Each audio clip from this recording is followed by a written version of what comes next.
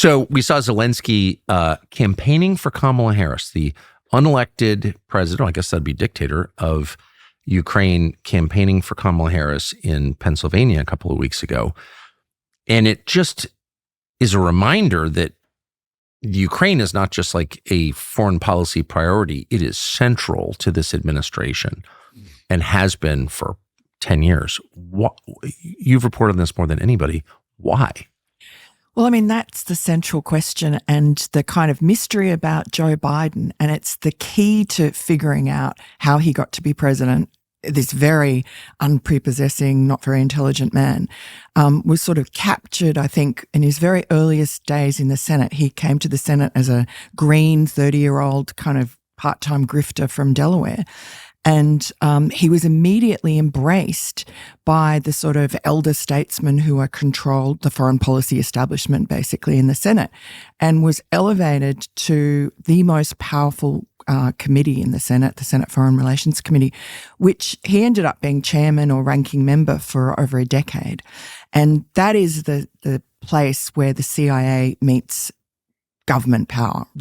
He had access to the CIA had access to him, and he was very early on captured by the Chinese or captivated by the Chinese. He traveled as a young senator to the Chinese equivalent of Martha's Vineyard and met all the top CCP people, came back waxing lyrical about how wonderful China was, just like Tim Walz, same sort of capture. And so much so that the Weekly Standard at the time ran a cover story just saying how ridiculous he was. And the same with Russia. You know, the foreign policy establishment in America has this obsession with Russia and wanting now regime change with Putin, enlarging NATO. That was, people don't really realize, but Joe Biden was pushing for the enlargement of NATO to include especially Ukraine and Georgia. So, yeah, Victoria Nuland and Joe Biden are probably the two most instrumental Americans in Ukraine policy for, since before the Maidan Revolution in 2014. Victoria Nuland was over there. There's this ridiculous scene that was captured on videotape of her sort of striding around Maidan Square, handing out sandwiches from a big bag to the protesters there and saying, "Good on you, well done." And the CIA, it's pretty much an established fact that the CIA was involved in the toppling of the Yanukovych regime there, which was sort of more Russia aligned, but not as much as is said. He was sort of trying to do a European trade deal, but anyway, he was after about 2 months of phone calls with Joe Biden, then the vice president, who would harangue him and make these grandiose threats. Yanukovych finally had enough after the 9th phone call, like interminable hour-long phone call with Joe Biden. He just got in a helicopter and left. And then Victoria Nuland is captured on a phone call that was, I think, recorded by the Russians, but released, in which and it's genuinely her, and she's just talking about how they're going to impose their puppet government on Ukraine, and they're going to get Joe Biden involved, and he's going to give the new government an attaboy on the phone, and Jake Sullivan has told them that they've got to get Joe Biden involved. So these very unimpressive people, Victoria Nuland's not very impressive, and neither is Joe Biden. They ended up being the sort of rulers of Ukraine. But what was the appeal for them? Was it ideological? I think for Victoria Nuland, yes, because she's a hawk, neocon. She was Dick Cheney's primary advisor in the Iraq War. I remember very well. Yeah. So I think, and her husband, Robert Kagan, is like a leading neocon intellectual. I worked with him. One of the dumbest people I've ever worked with. Really? Ever. Yes, Bob Kagan, and a very angry and unpleasant man, but stupid. How did he become so influential then? Because he's part of, the Washington foreign policy establishment, and, because of his views. Yeah. His views are consistent. Well, not only consistent, they are sort of the archetype of Washington's foreign policy, very anti-American, I would say. extremely anti-American, but conventional. Yeah, so I know that. So that's interesting because, I mean, I think I don't know about Victoria Nuland. She doesn't strike me as being particularly intelligent. Joe Biden certainly is not, apart from he has a sort of a political cunning. But the three of them then have those establishment views, so they're useful. And that's kind of my premise, is that Joe Biden was the sort of tool of the blob, or the people who are in control from the CIA, the State Department, and they wanted a sort of puppet president, as they have pretty much always had. And the same people who covered up for Joe Biden and his corruption, allowed it, greenlit it, are the same people that are propping up Kamala Harris and who regard Donald Trump as an existential threat, but not to America or democracy, like we're told, but to them and their power. It's just, it's amazing to me as an American. If you told me 10 years ago that I'd be sitting, talking to a reporter on camera about how the CIA controls who the president is and then uses the presidents as puppets, I would have thought that sounds a little far out, but it's clearly true. Yeah, I don't know just the CIA. I mean, I think it's what Obama people called the blob, what Mike Benz talks about. For sure. It's the Pentagon, State Department, CIA. And in the cover-up of Joe Biden's corruption and the Hunter Biden investigation, also the Department of Justice and the IRS were involved. And so it's the classic, what Trump called the deep state. And they couldn't control him. He's always been an uncontrollable person. And that's, I guess, his gift, what made him so good as president, and it is allowing him now to do so well. But it also makes him an existential threat to the blob, to the deep state. So the first impeachment of Trump over Ukraine should have been the tip-off to the rest of us that Ukraine was really the whole point for these people. And I remember thinking, well, it was just an excuse they were using because they wanted to impeach Trump. But no, it really was the third rail for them. Yeah, in hindsight, it was incredible that Donald Trump got impeached for the sins of Joe Biden, effectively, doing exactly, being accused of doing exactly what Joe Biden did, which was to withhold U.S. aid. Joe Biden withheld $1 billion of U.S. aid so that the President Poroshenko of Ukraine fired the honest prosecutor who was investigating the company that was paying his son $1 million a year. And Donald Trump made, in a conversation with Zelensky, he said, can you please investigate the Biden family stopping the prosecution of Burisma, this energy company in Ukraine. And for that, and for supposedly talking about or withholding aid for a millisecond from Ukraine, he got impeached. We only know about that conversation because he was spied on and then the contents were leaked, correct? No, I mean, the conversation he had with Zelensky is public. I mean, it's listened to and there's a readout. But I guess, and he then released a transcript himself, but you're not meant to have a verbatim, American people isn't meant to have a verbatim transcript. These phone calls for some reason are not actually recorded. They're just sort of transcribed. But yeah, it was leaked by a Ukrainian American sort of, I don't know, he was in the State Department at the time listening. And the crime was threatening to withhold aid, as if the Ukraine has a constitutional right to American tax dollars or something. Right. I don't understand well, because they said that it was of political benefit to him, even though Joe Biden was not candidate for president at the time. They said that somehow Donald Trump knew that Joe Biden, who was the least likely to become the Democratic candidate, that somehow Donald Trump had a crystal ball and figured out that it was Joe Biden. Actually, I mean, Donald Trump knew that there was nefarious stuff going on in Ukraine. And he'd had his personal lawyer, Rudy Giuliani, was looking into it. And he suspected that Ukraine was involved in interfering with his campaign in 2016 and getting his campaign manager, a guy called Manafort, basically ended up being jailed. And I'm not defending Manafort. I think he was like a lot of grifters, American grifters in Ukraine, very corrupt country, the most corrupt country in Europe. They were out there with their hands out. So, I mean, there were Republicans doing it, but the Bidens were doing it. And I think that, you know, Joe Biden as vice president sold out the country in many ways, and Ukraine was part of that, for a few $1 million for his family. You know, maybe 25 million that we've discovered from China and Ukraine and Russia and Romania and so on. But you know, I think Ukraine has just been an obsession by the blob because they think they're trying to weaken Russia, and they think the way to do that is they want to wean Europe off Russian energy.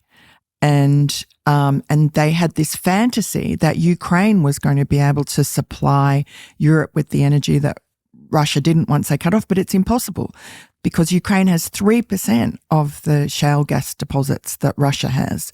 So it doesn't make sense. Why would they care? Like why? I've never understood why Russia's bad. Me neither.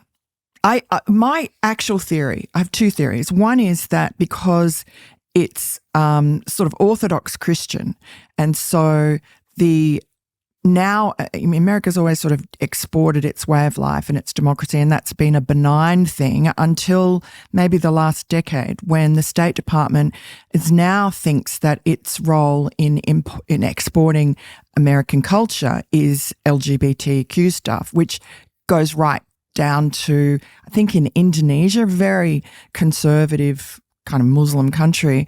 I think it was Indonesia, or anyway, it was a country like that, where they were having like drag queen story time. The State Department was funding that, you know, which just causes great hostility in these conservative countries. It damages America's interest to impose these social, sort of bizarre social norms onto these, like, maybe culturally conservative countries. And I think Russia is regarded as culturally conservative.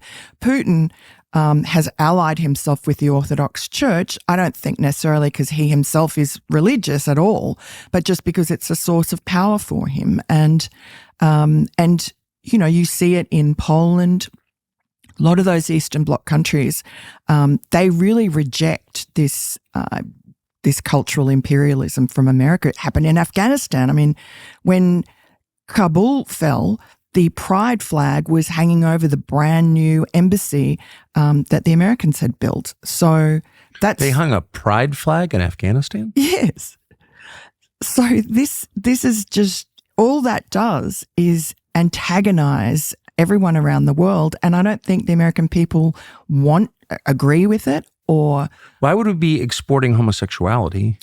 Yeah, and transgender, you know, transing your children. But why would the U.S. government even have that in its portfolio? Why is it the U.S. government's business who you sleep with?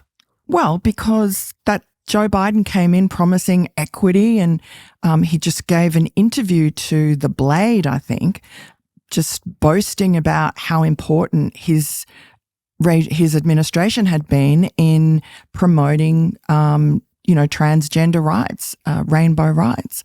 So I don't, and it's sort of a shadow agenda that most Americans aren't really aware of, but you saw it when Joe Biden invited this transgender woman who came to the White House and bared her breasts. She's really a man, bared her breasts for the cameras in the White House, and the pride flag was adorning the White House at equal status with the American flag, and people were outraged by that. But I don't think— And we wonder why we're getting all these hurricanes.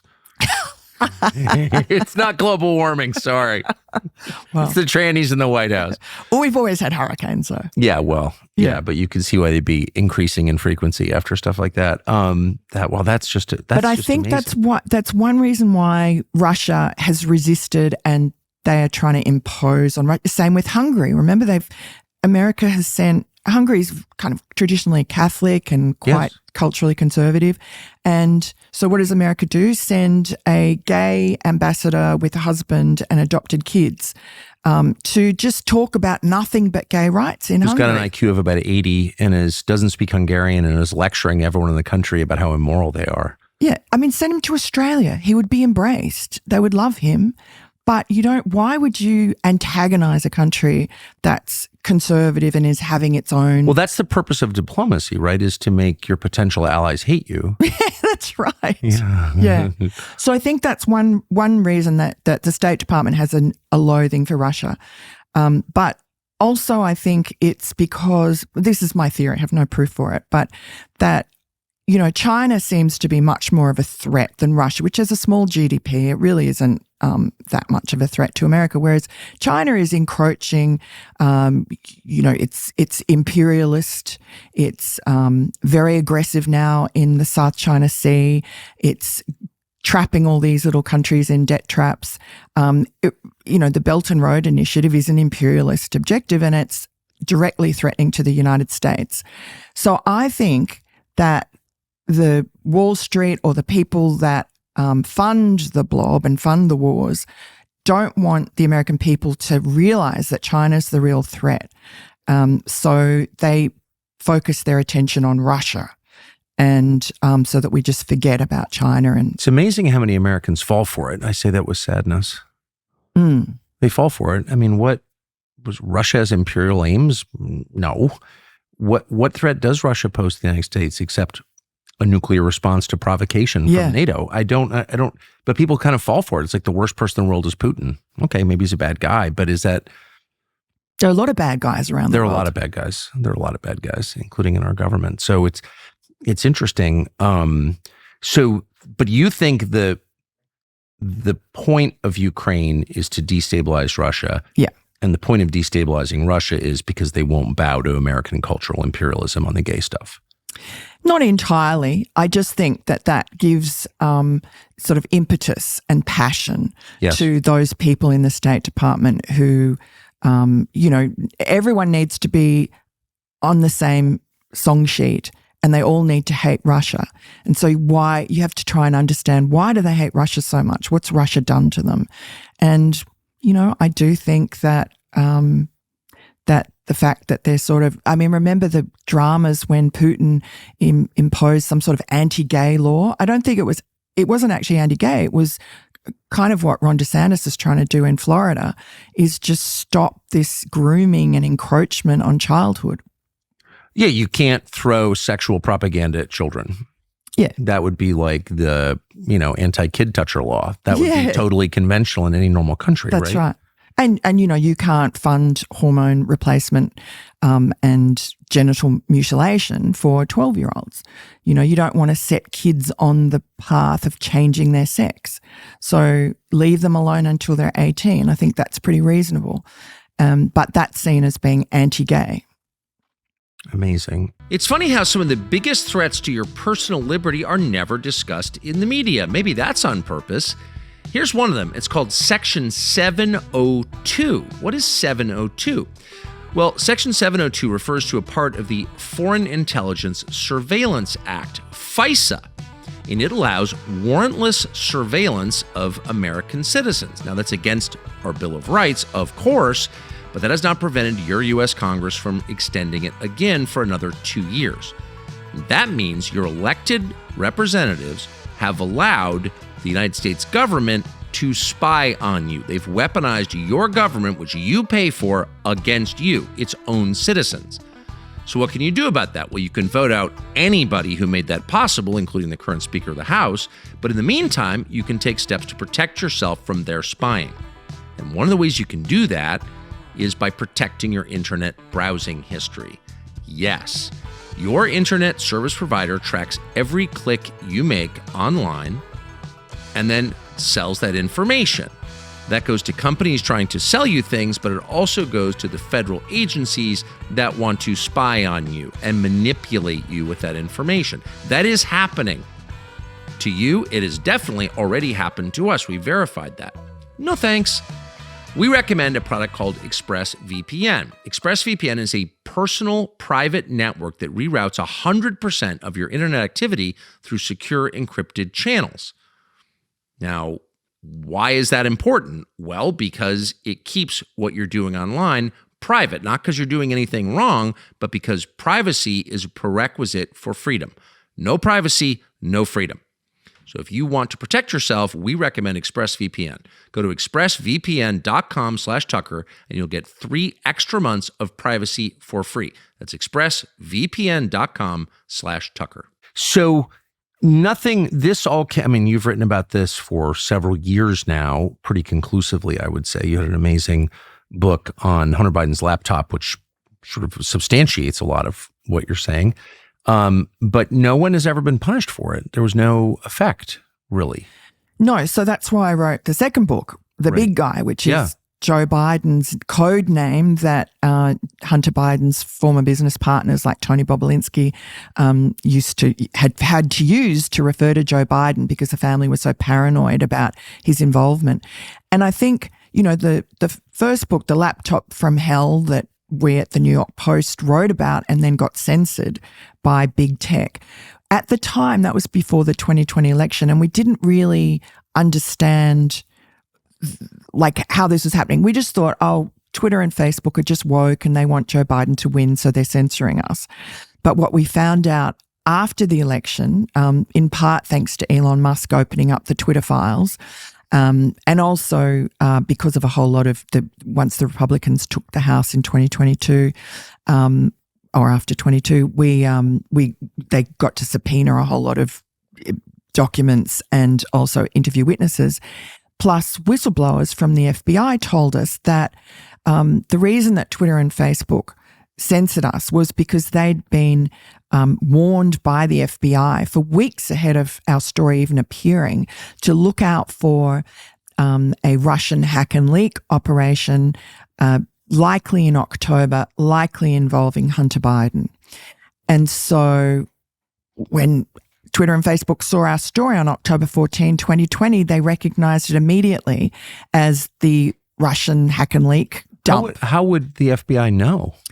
Well, the FBI was spying on Rudy Giuliani, who was Donald Trump's personal lawyer. They, unbeknownst to him, they had a covert surveillance warrant on his iCloud. And so they would have had access to the email that came to him in August of 2020 from John Paul MacIsaac, who was, I think you've interviewed him, the laptop repair shop owner who had the laptop that Hunter had abandoned at his shop. And the FBI had actually subpoenaed that laptop in December of 2019. They had it in their possession. They'd had it for 10 months when they were telling Twitter and Facebook, oh, no, this is Russian disinformation, you must censor.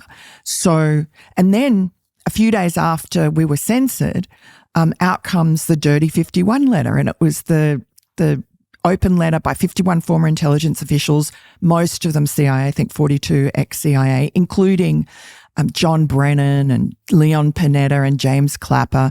There were 5 either directors or acting directors of the CIA who signed that dishonest letter that said that the laptop was Russian disinformation and therefore our reporting was Russian disinformation.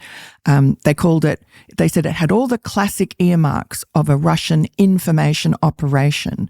So now if any of them respond to any questions about it and they just say, well, we didn't say it was Russian disinformation. We said information operation, same thing. And they knew because they leaked it to Politico and then the Washington Post and New York Times picked it up and all the headlines were Russian disinformation, the laptop. So that killed the story stone dead. And 2 days later, Joe Biden gets up on stage with Donald Trump in the last debate and he uses that letter to basically get out of jail free and the story never, ever became anything. But what we now know is that that letter was not just signed by these formers, but that it was cleared by the internal CIA classification review board in record time. And even they saw it and thought it was overtly political just 3 weeks before an election. So they sent it upstairs to Gina Haspel, who was then the CIA director under Donald Trump. And she gave it the green light to be published immediately. And so the Dirty 51 letter was actually a domestic CIA interference operation with the election. And, that just boggles your mind once you realize. What happened to Gina Haspel? Well, she obviously left, and she now has a job in it's either a law firm or something. It's one of the, stables that disloyal Democrat lovers end up going and making lots of money in. But never punished. Retains Of her course security not. clearance. Of course, all of them do. All the 51. And in fact, several of these signatories are not just former CIA people, but they're active CIA contractors today. And But why not pull that? I've never understood. No one has a right to a security clearance, period. And people have them pulled all the time. Unpopular people have their security clearances pulled, at which point they can't work for the U.S. government. And they don't have access to information that I, as a taxpayer, don't have access to. Why not just pull their security clearances? Like every single one of them, day one. well, I mean, that's what Donald Trump should have done. Yeah. But he had a couple of months, I guess, and it took a while for this all to settle in, everyone to really understand what they did, that they actually did interfere with the election. Because, I mean, we know now from polls that enough Biden voters would have changed their vote if they'd known about Joe Biden's corruption. Even if they just knew that he'd been lying to the American people during the campaign when he said, I know nothing about my son Hunter's overseas business dealings. And yet we had on the front page an email from Hunter's Ukrainian sort of paymaster from that company Burisma, who had thanked Hunter for introducing him to his father in Washington, D.C., the then sitting vice president. We found out after the election that was a dinner at Cafe Milano, which you probably know in Georgetown, that Hunter... Gone there all my life. Yeah. Well, Hunter organized that for his father, the vice president, in a private room to meet with his Ukrainian business partners, plus Russian, plus Kazakhstanis. He did a 3-for-1 deal in April of 2015. And Joe Biden denied that he'd ever met these people. He sat down, he had dinner. And it was only when the Washington Post, just trying to fact check my story about the Cafe Milano dinner, their four Pinocchios people were Glenn Kessler was certain that, I'd made it up or it was wrong. They're four Pinocchios people. And the White House then admitted to Glenn Kessler, never to me, that yes, Joe Biden did go to that dinner, but he didn't do it for any nefarious purpose and he only stayed for a short time, which is not true because someone who was there told me that he was there for the entire dinner. And he might not, it's not like Joe Biden is going to talk about the finer details of, how much money you're going to pay Hunter, but he just has to show up and be charming and be the vice president for all the money to flow into Hunter's pockets. Has he ever answered any substantial questions about this? No. The only time that he's sort of asked the questions is actually by the New York Post's Washington correspondent Stephen Nelson and by Peter Doocy, from Fox News. And all they managed to do is shout questions across to him. But in all the interviews that Biden has done as president in 4 years, no reporters ever said, let's just go through this for a second. No. Oh, no.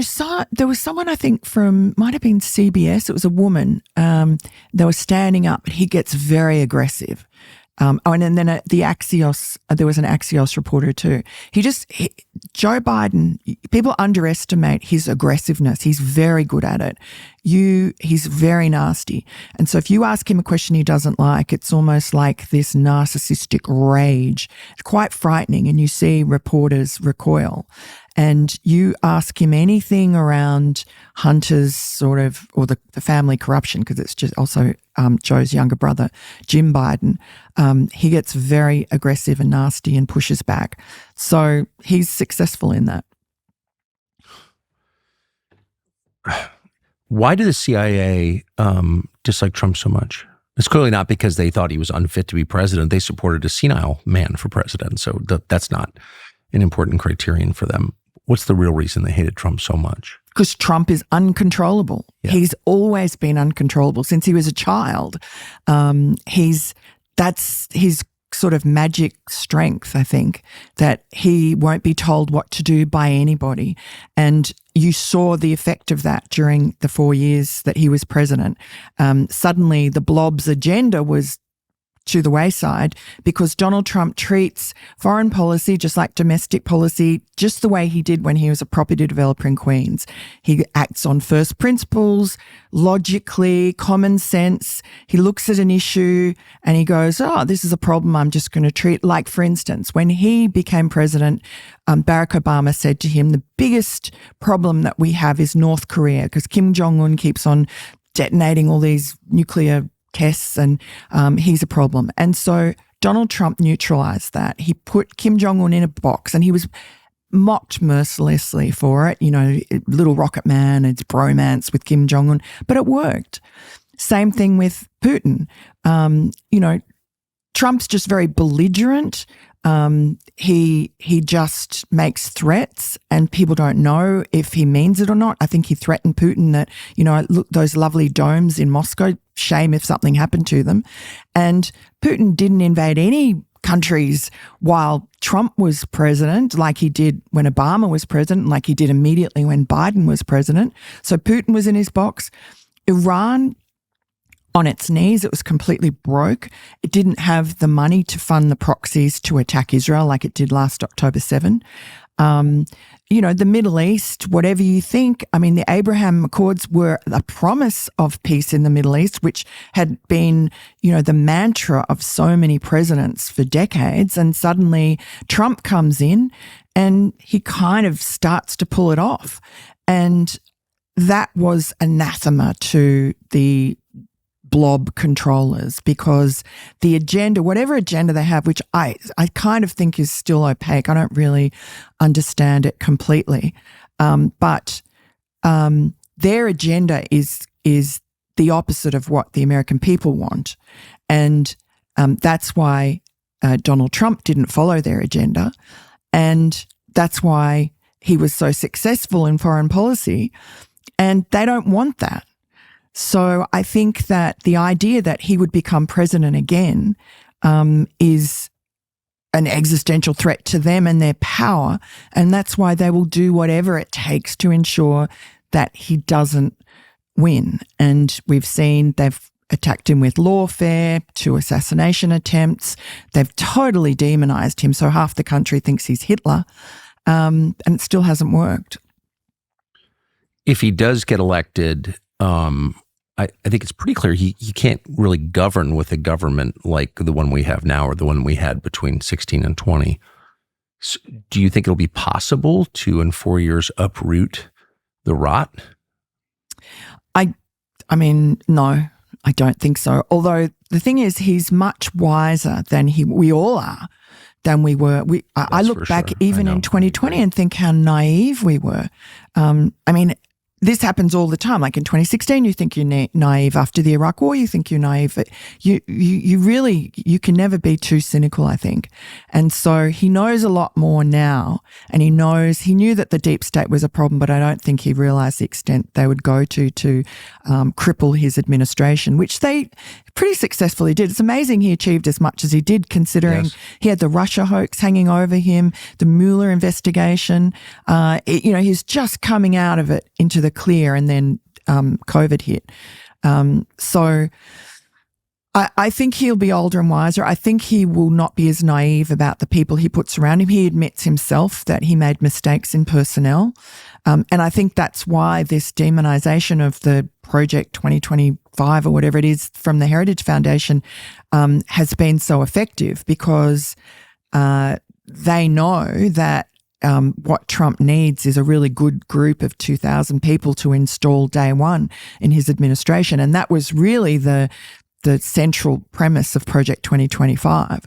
But I think he's got a good group of people. Like, he's got Howard Lutnick, who knows about how to hire 2,000 good people at a moment's notice, because he had to do it with Cantor Fitzgerald after September 11. And now he's got, Elon Musk, RFK Jr. I mean, he's got a phalanx of smart people who are not sort of traditional Republicans, but who are wise about the deep state and the kind of existential threat to democracy that they are, even though they project that and demonize Trump for it. And so a lot of people, Silicon Valley, they see that Trump is actually the answer and not the problem. And so they're backing him. So you would hope with that brains trust that he's going to be able to at least make a dent on it. I don't think in 4 years he's going to be able to solve the problem of the CIA, the FBI, and the State Department. But he'll probably fire, the top 3 layers, and it'll be messy, and they will probably stage, I don't know, I mean, the worst thing you can imagine, I don't want to jinx it, but, domestic terrorist attacks. America's been thankfully free of that, unlike England, Australia. Most countries have had Islamist terrorist attacks, unlike America. So whether that's because American culture intrinsically sort of allows immigrants to feel American so they don't hate America as much, or because, I don't know, CIA, FBI did a great job, I don't know. But I would imagine that that'll be used as an excuse and a way to weaken Trump. But he's only got 1 term. That seems likely to me. Is it? Yeah. I would think so.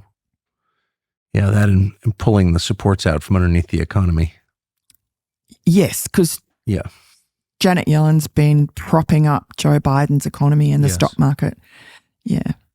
That's ugly. I just want to go back for one moment to Biden's behavior as vice president. Pretty out in the open. I mean, his son Hunter's flying around the world raising money on his father's name. What does Barack Obama, the then president, think of this? Yeah, that was strange. I mean, he was aware of Joe Biden's corruption issues because when they were vetting Biden to be vice president, this was a major issue, and Hunter had to resign from various lobbying gigs that he had and was very resentful of it.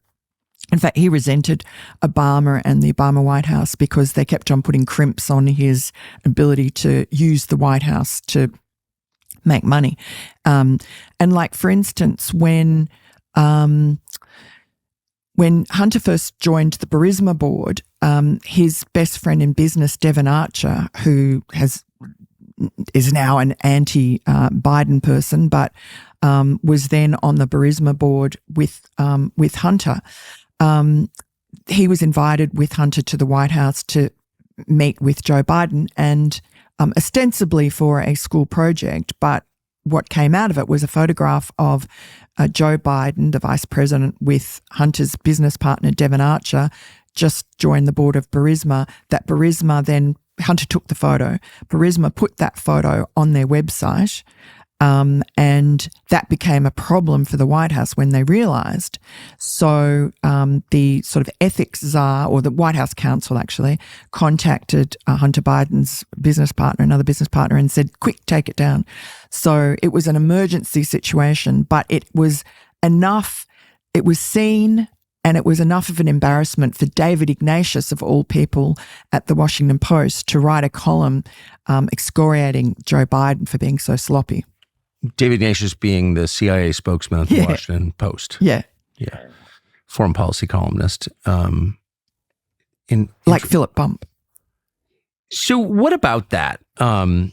You spent your life in journalism. You're the daughter of a famous journalist. At what point did the overwhelming majority of journalists become more loyal to the CIA than to their readers? Yeah, I don't know. I mean, my father was a journalist in Tokyo in the 1960s, and he said it was crawling with spies then. So journalism, especially in the Cold War, was full of, those august publications like New York Times, Washington Post, full of spies back then. Always. I mean, your dad would know as well because he was a journalist in that era. I think it was really journalism and spies were good friends and great sources, and also kind of interchangeable in some ways. So maybe nothing has changed. Well, I think that's actually fair now that you're saying it out loud. I think that is, in fact, I think I know for a fact that that's true. So you're right. But the difference is that I think the CIA we used to think, I don't know if I even question myself about this now, but we used to think that they were on the side of the angels. Like they were promoting truth, justice, and the American way, and that was a good thing. But I think they've turned. They are now not acting in America's best interest. I don't know if a rogue element has crept in. I don't know if, because of they recruit smart kids from universities and those kids have already been brainwashed. John Brennan was a communist, known to be at one point. So maybe just the people they're recruiting have changed the culture of the CIA to be more anti-American, like the universities are, like the institutions are. So maybe that's just an organic thing that's happened. But certainly they're not acting in the best interests of what the American people want. Natural disasters, wars, political conflicts, the recent threatened dock worker strikes at ports around the country. All of these are reminders that things that we take for granted in this country, like medicine, are all dependent on a long and fragile supply chain. If something happens to that supply chain, you and your family will not be able to get things that you need to live. So right now seems like a pretty good time to stock up on essentials for when the next unexpected disaster hits, because it's coming. We know that. That's why we're partnering with Jace Medical, which can supply you and your family directly to your home with things you need. Quick, easy, affordable solutions for problems that require life-saving medication for ones in your family in the case of an emergency. So the Jace Case is a personalized emergency medication kit that contains essential antibiotics and medications to treat the most common and potentially deadly bacterial infections, for example, and then a whole host of add-on medicines from ivermectin to EpiPens, depending on what you and your family may need. How hard is it to get this? Not hard. The process is quick and easy. You fill out an online form, you consult with their physician, and you receive your medications through a licensed pharmacy at a fraction of the regular price. It is all totally above board, completely legit, and in the case of a disruption to our supply chain, which again could very easily happen, it could mean the difference between surviving and not. So we recommend it. Go to jace.com, use code Tucker at checkout for a discount on your order. That's Jace, JASE.com, promo code Tucker. Certainly now, though, it's pretty obvious that there's a massive disconnect between the agenda of the Blob, State Department, DOD, CIA, NSA, all the armed federal agencies, and American voters. There's just not really a big overlap between what one group wants and what the country itself wants. So at some point, don't journalists have to say, well, I don't know, I'm supposed to represent my readers or viewers. They don't seem to have any sense of loyalty or obligation to the people they're supposedly serving. Yeah, but think about the New York Times and the Washington Post. Who are their people that they're serving? Who really are the subscribers of the New York Times? We don't have any visibility into that. Do you think the New York Times really cares if the CCP buys up, 1 million subscriptions at $1 a pop? The Washington Post, like they're serving the Blob. That's their people. Do you think it's possible that foreign governments buy subscriptions in bulk to try to influence news organizations? I don't know, but it makes sense. We don't know if it is happening or not because that's all proprietary information. And why would the New York Times look too closely at the golden egg that the foreign goose laid? Well, that's a fascinating possibility. I mean, that foreign governments' intel services are all over social media. I mean, that's one of the things we learned when Elon Musk bought Twitter, is that a number of foreign governments had employees working there. Well, and the CIA and the FBI there were so many at Twitter that they had like a support group, like they had their own Slack channel. Support group. And remember James Baker, he was the general counsel for the FBI during he was involved in all that Russia collusion stuff. He was certainly there in the room. And then suddenly 8 months before the 2020 election, he gets parachuted into Twitter as their number 2 lawyer. And he was involved, we now know from the Twitter files, intimately in the censorship of the New York Post. There were people at Twitter, including the much maligned Yoel Roth, who was the chief censor. He was actually pushing back on this FBI, CIA censorship. But James Baker Can I just ask you to pause? That's such a smart point. Yoel Roth, there was something about him. He was easy to hate and blame, but it turned out Yoel Roth was by far. He was a good guy. Exactly. Yeah. Exactly. Yeah, it's sad. Well, it is sad. Have you ever spoken to him? No, but he wrote a sworn declaration for a separate court case in which he was just honest. He said that he was the one that told us that the FBI came in and said, look out for this Russian disinformation in October about Hunter Biden. So I've always had a soft spot for him. I thought, well, he's one of the few people there who's been truthful. You know, he doesn't seem to have an agenda. You said that the FBI knew, I'm sorry, I'm jumping around, but there's just so much. You said that the FBI knew that the laptop was coming, your reporting was on the way, because they were spying on Rudy Giuliani, the president's lawyer, which is pretty shocking. Yes. They would do that. They never found anything. Well, I know that we were being surveilled I know for a fact, in October of 2020. My producers and I were being surveilled. By the NSA? I don't know, by somebody who stole a hard drive with images from Hunter's laptop out of the UPS sorting center in New York. Have you ever thought that because you've reported on this so extensively for so long that maybe, your communications are not secure?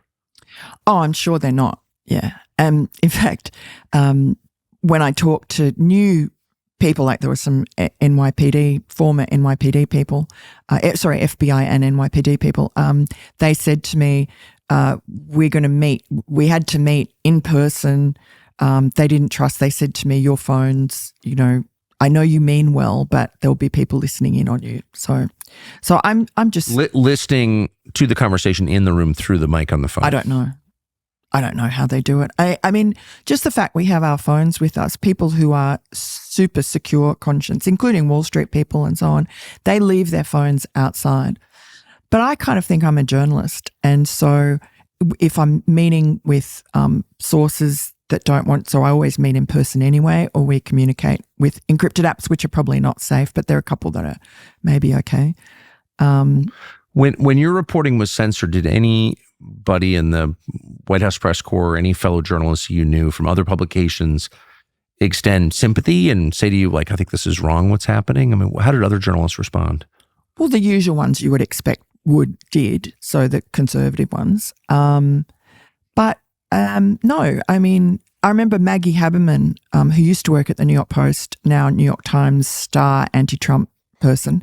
But she's just a normal reporter. Like, she actually has good curiosity still. And so she tweeted our story because it was amazing. And there was another young reporter, I think from Politico or somewhere, who also retweeted, just like, oh, look what the New York Post has got, October surprise.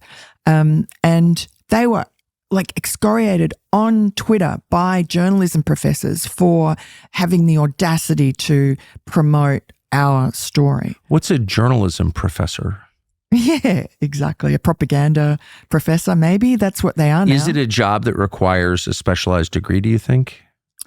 I did a degree at Northwestern. No way. I did a master's in journalism, and it was the best thing I ever did. Oh, come on. No, it was brilliant. It was brilliant. This was in 96, so it was it hadn't been polluted. And there were some fantastic real journalists there at Chicago, not Columbia, so Chicago was okay then. Incredible. Yeah. No, it was wonderful. I learned so much about, just the basics of journalism, and there was no propaganda. Well, you just overturned my preconception. But I think it's different now. Look, I look at Northwestern, I see what happens, but and Columbia, and the difference is that the new breed of journalists think that they have to change the world, and that's why they're slumming it and becoming journalists and not going to Wall Street. I think if they were smart enough to lend money for a living, they would. You reckon? I think we're getting the dumb ones. So what exactly happened to Joe Biden? Is he still, he has escaped any punishment for the many crimes that you've detailed at some length. And I don't think that's overstatement to say you've detailed the crimes of Joe Biden. He's never been punished. He never will be, I don't think. Is he still running the country? Was he ever running the country? Well, right, of course. Yeah. I mean, if you saw him in 2020 in, on the campaign trail, basically in Iowa and New Hampshire, it was obvious that he was cognitively shot. He'd have to have Dr. Jill lead him across the stage to make a stupid speech. He had teleprompters dragged into tiny town halls because no one was interested in him, just to do basic stump speeches that any other politician could do in their sleep. So it was amazing that things were rigged and that people like Amy Klobuchar and Pete Buttigieg just agreed to step aside for him. But I guess he was the only palatable available candidate that they had that they could pretend was a moderate to the American people. And so, but I think with Joe Biden, sort of a mystery. Everyone now is saying, oh, he's senile. But I think with all these like cognitive decline problems, it sort of waxes and wanes. And remember, he had those aneurysms back in, I think, the 80s. He had a couple of pretty serious brain bleeds. I remember very well. And brain operations. So you don't know how that factors in. And because I know people and foreign sort of heads of state who have met with Joe Biden behind closed doors for extended periods in Washington, D.C., from two different countries, and they said he was completely lucid. This is halfway through his presidency. That I'm going, come on, no way. You can tell me, it's off the record. No, they said. No, absolutely. He was compos mentis. He was running the agenda. Everyone around him, like Antony Blinken, was deferring to him. He only had like a talking points on a piece of paper that he referred to occasionally, but he was definitely in charge.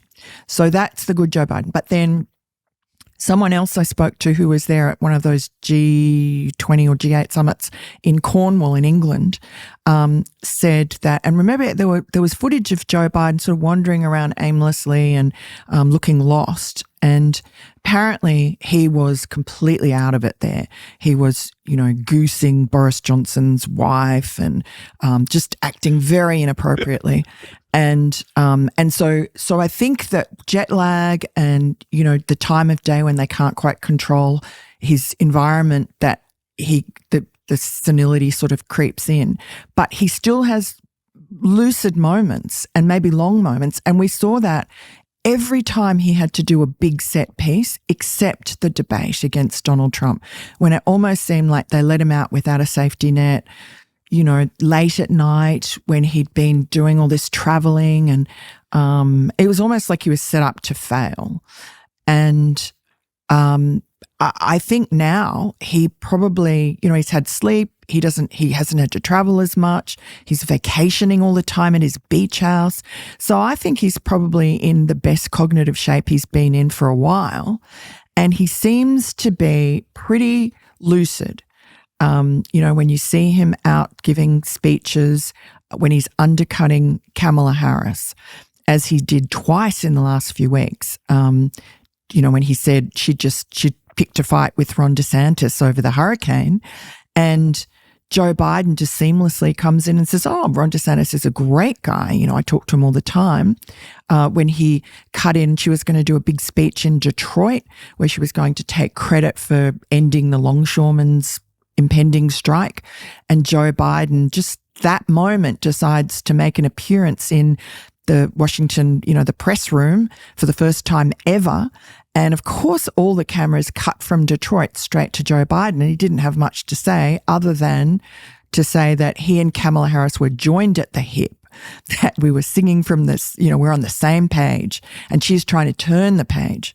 So I think that and there's been reporting from behind the scenes that he is angry that Kamala Harris is or her campaign's trying to distance her from him and throwing him under the bus and trying to reject Bidenomics. She went to, I think, Pittsburgh and gave this economics speech in which, either Pittsburgh or Chicago, in which she didn't mention Bidenomics. She did not pay tribute to Joe Biden for the fabulous economy that he's given everyone. So he was angry about that apparently, and Dr. Jill's angry as well.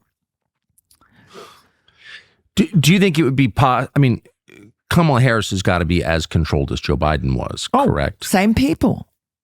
They're same people. You saw there was a letter like the Dirty 51 letter. It was they got 251 people from the national security establishment.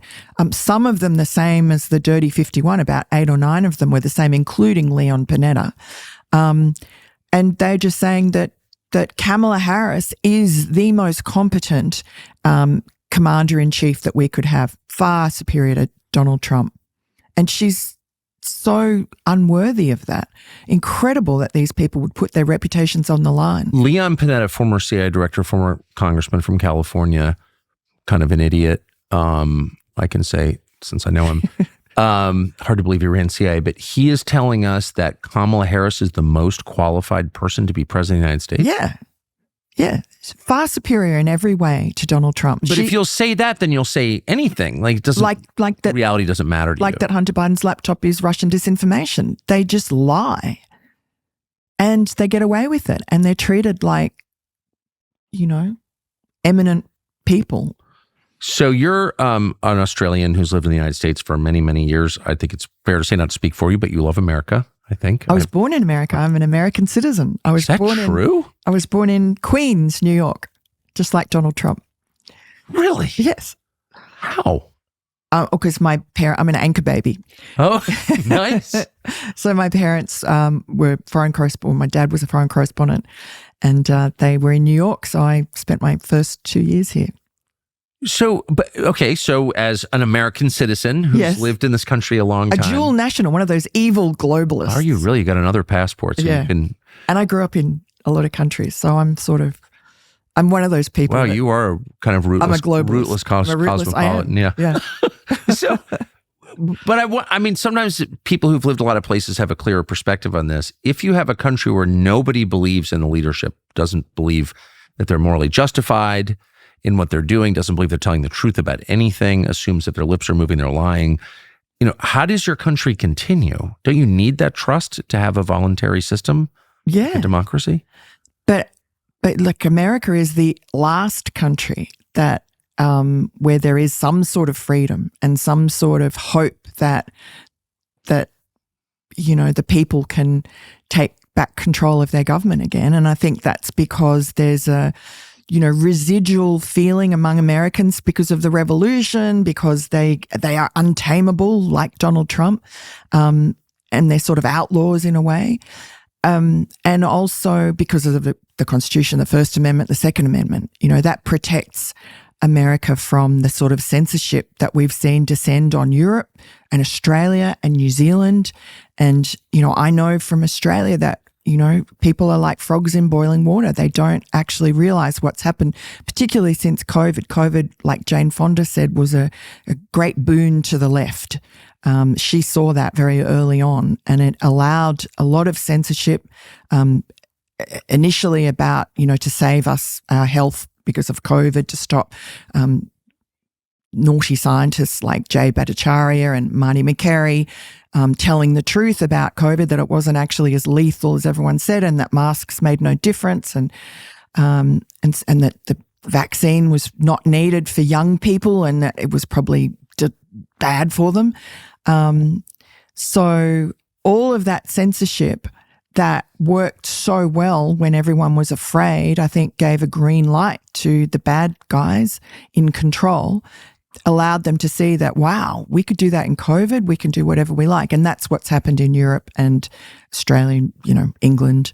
And in America, we see it. The good thing is that it's sort of, they've tried to do it and they sort of succeeded. And I did the deep dive on the laptop. And so it happened there. And it happened with COVID. Even memes about Jill Biden were being censored.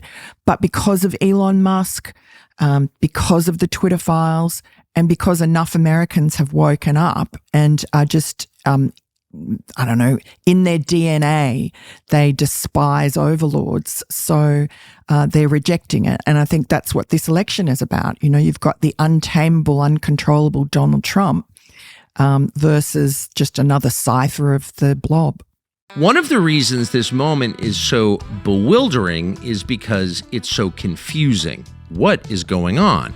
One of the reasons we're confused is because honest history is no longer taught in the United States, except in a few very small pockets. Unless you understand where ideas came from, why they were formed, why they're being spread, what happened in the past, it's very hard to understand what's happening right in front of you in your own country today. We've thought a lot about this, the disappearance of honest history, and we think we have found one place to find honest history, to get actually educated about what you're seeing happen in the United States in 2024. The rot in our schools has blinded us to all of this. It all comes from a lack of education. And so we think we have an answer for that, and it's Hillsdale College. And Hillsdale College is an undergraduate institution. It offers graduate courses as well, but here's the point, it's accessible to you for free. You can get an education from Hillsdale for free. Go to tuckerforhillsdale.com and sign up. Again, it costs you nothing. You can take online courses. Here's one that we strongly recommend. It's called Marxism, Socialism, and Communism. This doesn't cost you anything. It does not take a ton of time. It's 6 documentary-style episodes, and it will help you understand what is happening to your country because you'll understand where these ideas came from and what the plan is. The class, again, is Marxism, Socialism, and Communism. It's taught by Hillsdale College, and you can get it for free. Go to tuckerforhillsdale.com, tuckerforhillsdale, HILLSDALE.com, and get educated about your country. What happened to you in 2020 wouldn't have been possible now with an open X. No. So I do think Elon buying Twitter was a pivotal event in American history. And I still don't understand why he did it. Why do you think he did it? I kind of think it was a mistake in a way. He sort of said that. He sort of it was a spur of the moment whim, and then if he could have got out of it, he probably would have, because it's been a terrible burden for him, and he's now the target of so much sort of lawfare and deep state interference. And look, California's just stopped him from being able to set off some of his rockets. I mean, he's such a genius. He managed, NASA needed him to rescue our astronauts. That should have been a huge scandal that they had 2 astronauts up there just abandoned and they couldn't get them back. Elon's the only person who could get them back. He just had a rocket come back to Earth when that never happened before, and, land back in the launcher or whatever it is. But I mean, he's just brilliant. And so they're trying to hobble him. He's hard to hobble, but I think he's public enemy number 1 next to Trump. I mean, as long as X is open, as long as you have truth-telling or free speech at scale like that, it's pretty hard to turn your country totalitarian. Yes.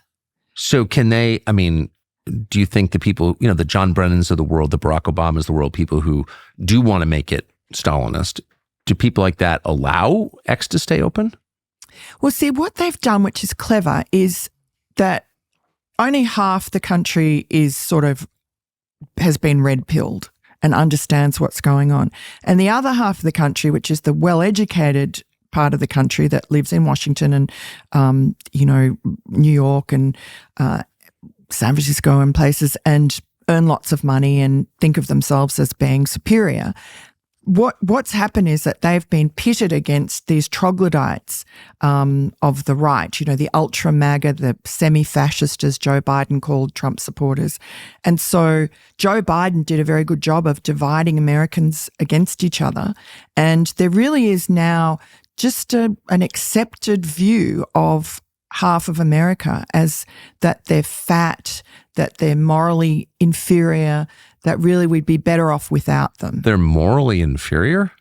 100%. So Epstein's clients are calling other people morally inferior? Exactly. Incredible. Yes. Do you know any of them? Any of the people you're describing? Well, I live among them. I mean, I live in Manhattan.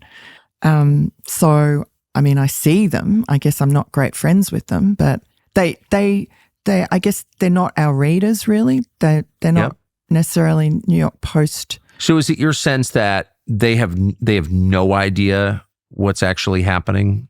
No. They really didn't think Joe Biden had dementia before that debate? Well, they really thought the COVID vax stopped COVID?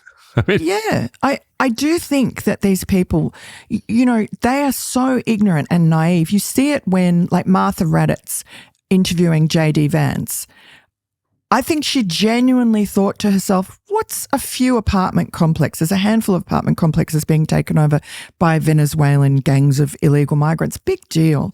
I mean, that's the way they think. It's not that they're making it up. It's just that they live in this bubble because they didn't really know that there was an illegal migrant invasion going on because the New York Times and the Washington Post never told them. And it's not in Bethesda. It should be in Bethesda. Yeah.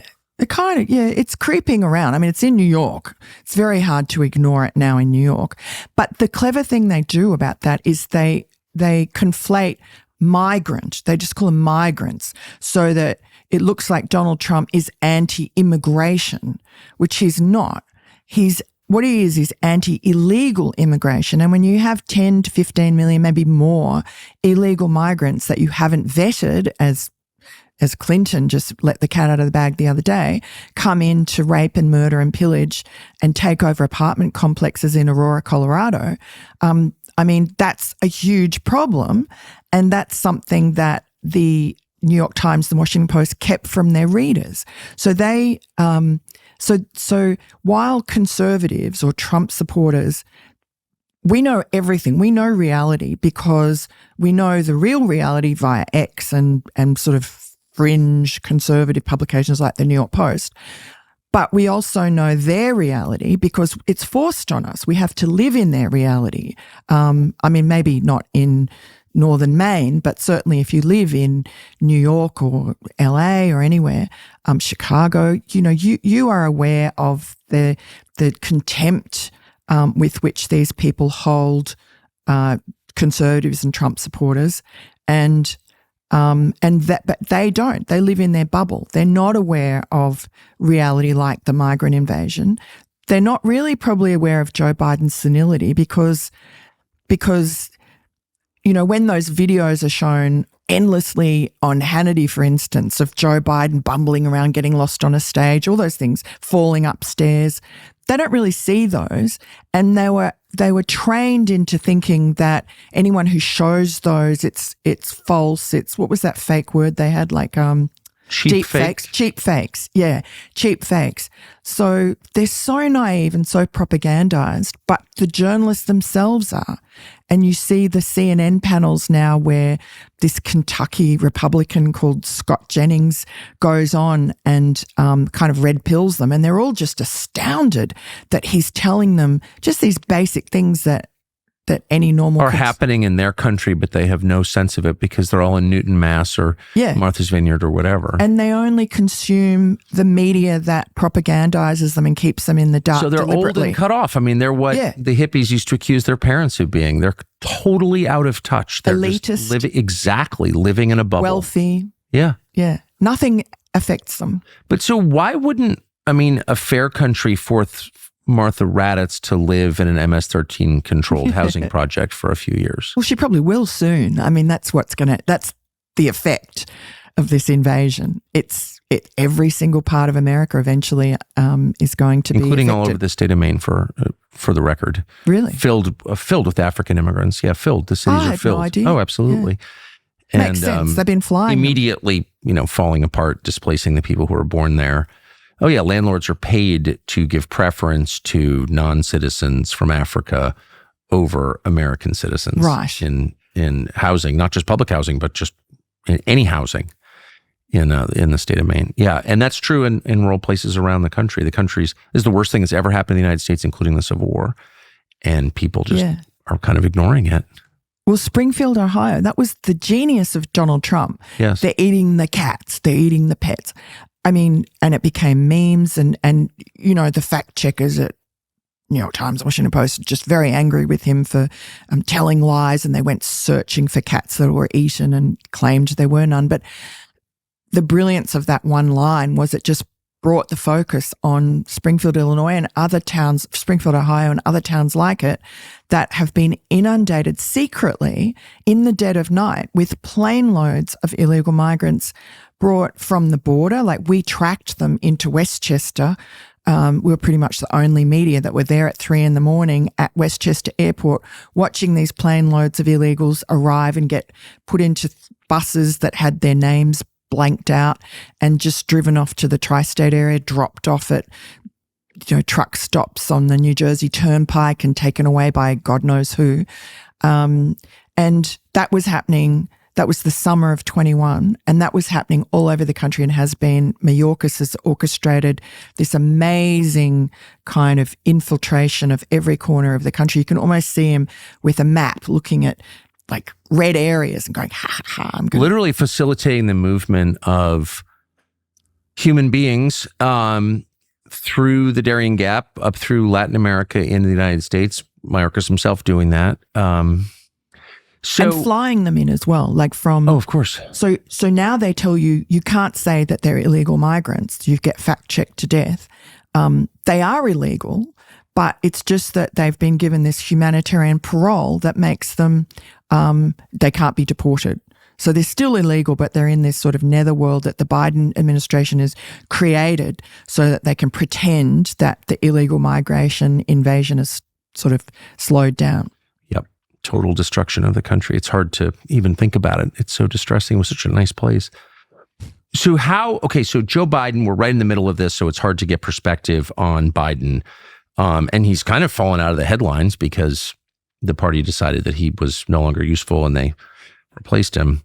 But how will history understand Biden, do you think? Well, I hope that the mythology that Joe Biden built for himself over 50 years is completely punctured. He did have several of these pet historians used to come to the White House all the time and whisper sweet nothings in his ear and tell him he was the second coming of FDR. So they will... Whatever happened to there was a kid from he's my age, who used to be the editor of Newsweek, a particularly unctuous little toady from... what's his name? Tennessee. Yes. He's an Episcopalian. I remember that because I am too. Just an awful little creepy guy. Yeah, he's one of them. But so he's a speechwriter. That's exactly right. And he was a journalist. Yeah. Yeah. Do you think, let me just pause really quick. Do you think when someone like that shows up to tell Joe Biden, who's effectively an intellectual invalid, that, you are Pericles, you're Churchill, do you think they believe that? No, but I mean, what access they have. They're just almost giddy. You see them on MSNBC. They're just giddy with their own self-importance because who gets invited 8 times to the White House? I think they go into his residence and he just loves it. Tell me more about myself and how consequential I am. I don't know. I've been invited more than 8 times to the White House. I've never kissed anybody's ass. I don't understand the impulse. You're uncontrollable. No, but I'm not. I feel like I'm a pretty moderate, sensible person, but I don't know. I'm an adult man. I don't want to. But you don't live sniff on any prestige. Throne. No, that's all they have. They want prestige. They want to be. It's so low. Yes. Don't you think? Disgusting. It's like you've got children. What do they think of you? As you're telling Joe Biden he's impressive, how does your family respect you if you talk like that? I don't get it. Well, they probably don't. Well, I think that's probably right. Yeah. Sorry, I interrupted you. Yeah. No, it's fascinating. They're gross, those historians. But I think ultimately that there is enough, the Republicans, even though they're criticized. John Meacham is the name. John Meacham, that's him. Yeah. A tiny little man in He's stature and spirit. Yeah, it's just a perfect, and it's interesting. I remember I knew him sort of because I think we're born the same year, 1969, I'm pretty sure. And I remember in the 90s being at some event, some party, Tina Brown's house in New York, and he was there, and he was the editor of Newsweek. And I remember thinking, wow, that's a pretty amazing job for a man who's not even 30, maybe 30. And then I realized over time I spent more time with him, all he did was kiss ass. That's it. That was his whole gig was just sucking up. Yeah. And it's not good to have a system where that's rewarded. He would have been in his element at a Tina Brown party in Manhattan. I know. I shouldn't even. Well, I mean, I was 29 myself. That's my excuse. But Newsweek is not what it used to be. I mean, I think he presided over the fag end of it. I don't think, they would have put anyone in there, and it wasn't it seemed prestigious at the time, but it wasn't really prestigious. When you say he presided over the fag end of it, what do you mean? Just the end. Just the end. Okay, just the end. Sorry. I'm not going there.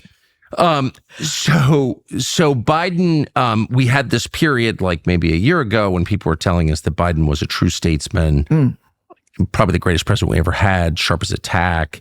And then in one day, back in June, it became clear that was all a lie. And like this guy couldn't even find his way back to his bedroom. Except when he could. Except when he could. Yeah. Well, let me ask you about that. What was that? I mean, so we went in one day from, having to listen to Morning Joe tell us how brilliant he was to Morning Joe admitting that he was demented. Was that a setup? I just think that when Pelosi and Schumer and whoever is behind things decided that he was a liability, Joe Biden, because he was not popular, he couldn't win the election, Trump was trouncing him in the polls. So, and he's just repellent, People got to know him and realized that the mythology of Joe Biden is honest Joe, middle-class Joe from Scranton, all of that was a lie, that he's actually an incredibly prideful, boastful, like pathological liar. I mean, we saw that with the plagiarism, but also just those self-aggrandizing stories he tells all the time about, he's there with Nelson Mandela, like every big historic thing that happened, he's in the center of it. He's very much like Tim Walz in that way.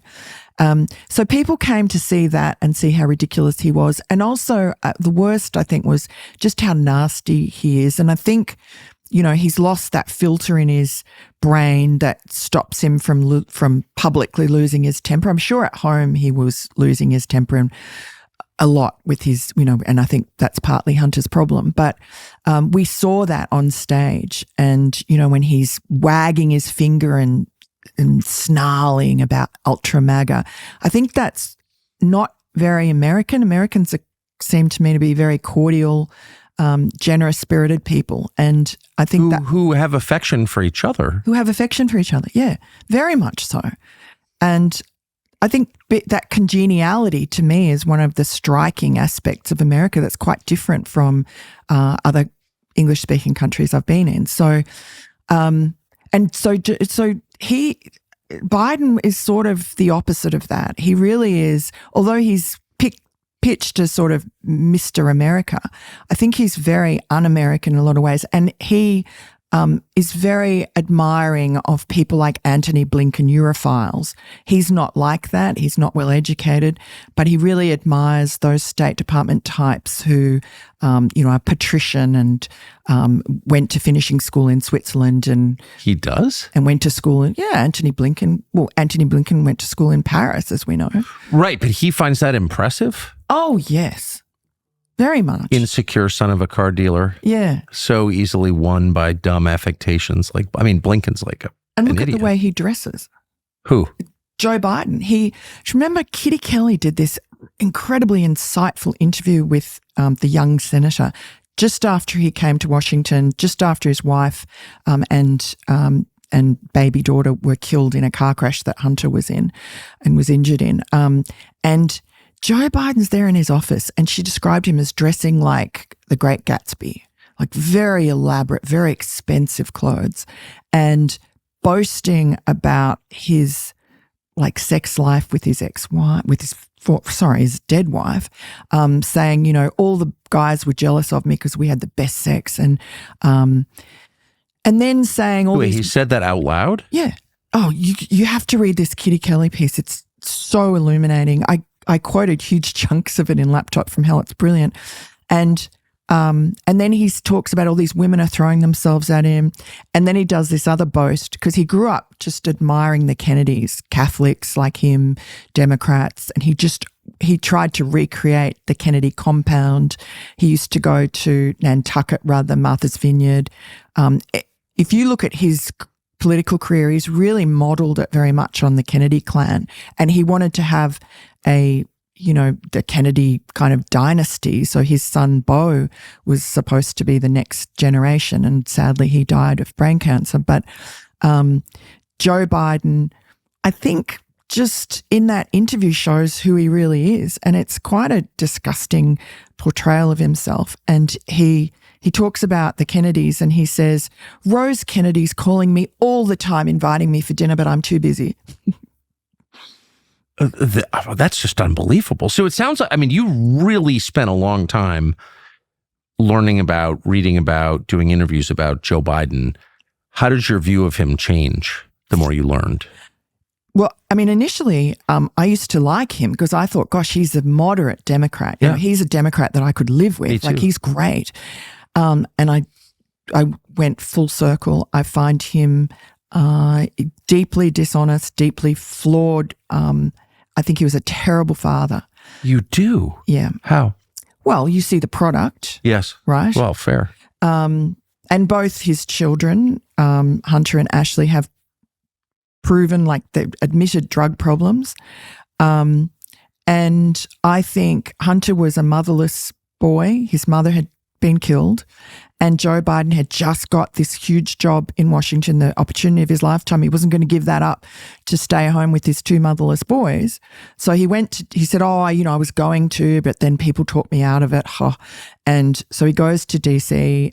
He gets immediately adopted by all these grand poobahs of the party because their wives were telling them, everyone, the whole of America, their heartstrings were tugged by this tragedy of this young widow. I mean, it was a terrible tragedy. But Joe Biden exploited it in the most cynical fashion.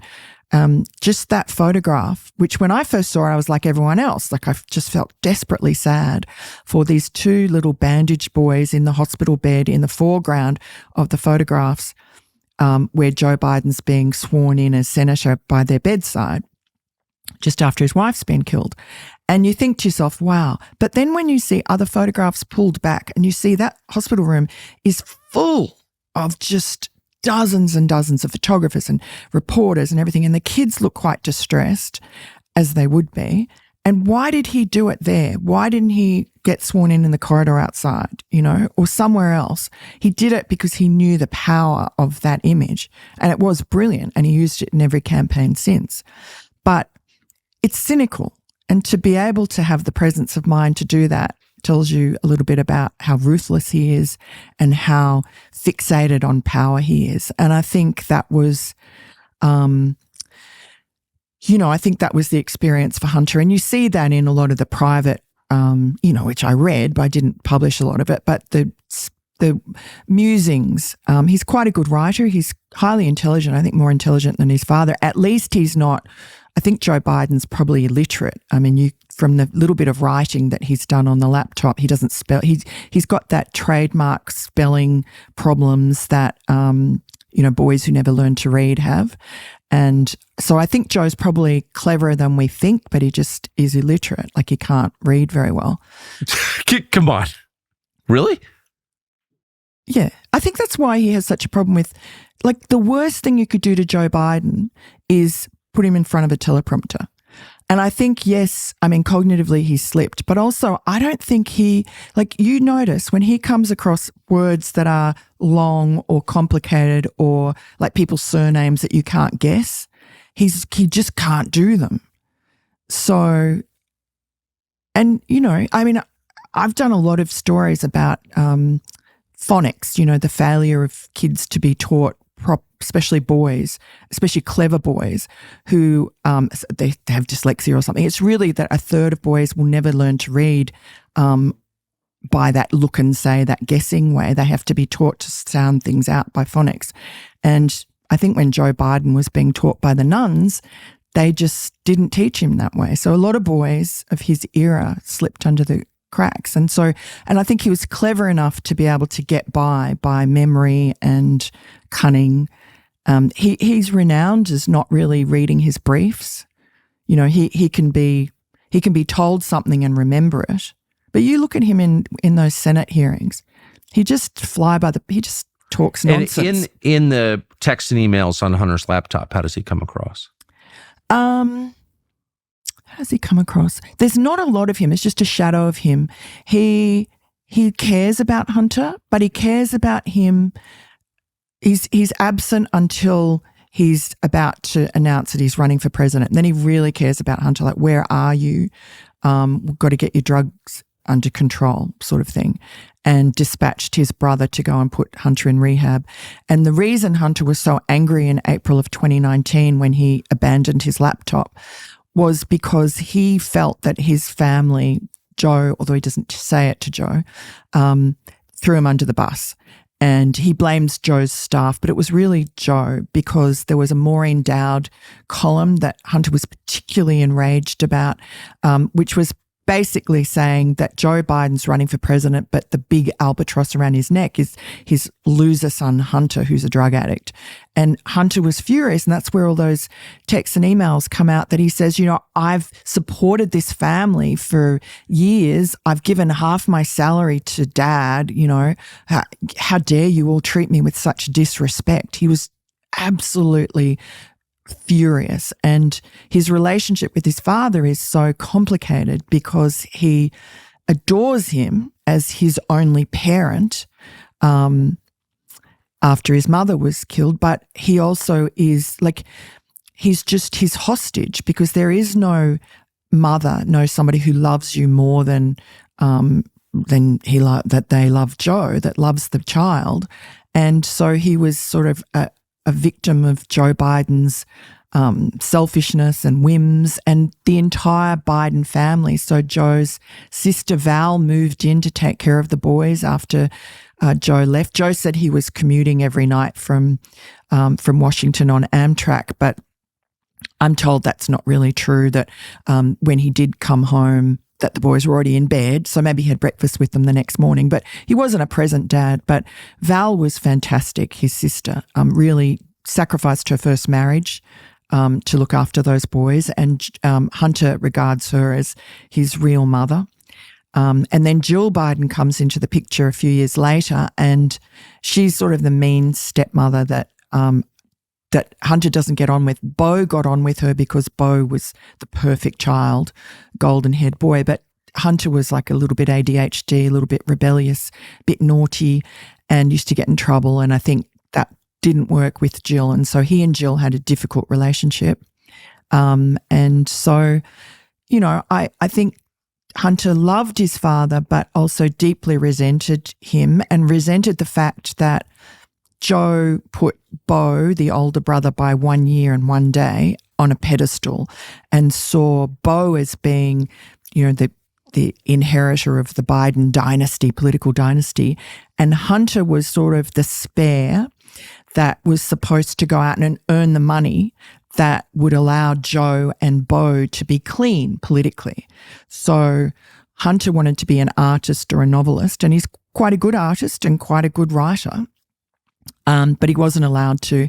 He had to go and work for his father's, donors in Delaware, in this really boring job at this credit card company, MBNA, for a hugely inflated salary that allowed him to pay off his Yale Law School and Georgetown University fees, but also Beau's university tuition, so that Joe... He paid off his brother's student loans? Yeah. So Joe never had to put his hand in his pocket for anything. And that's where people miss the point of how Joe benefited. That's amazing.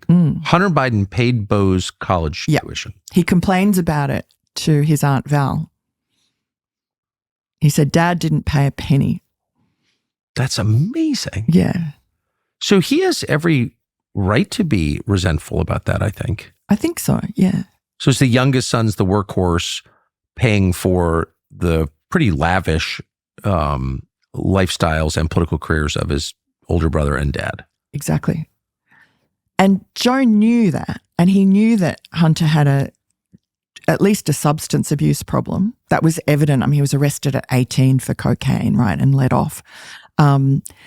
So he had this problem. Joe knew about it, and yet Joe allowed him to take, millions of dollars in unaccountable cash, which was, to a drug addict, just an impossible temptation. Hunter actually says that in his memoir. He says that the Burisma money, when it was coming in, $83,000 a month, that just sent him into a complete spin, fell off the wagon.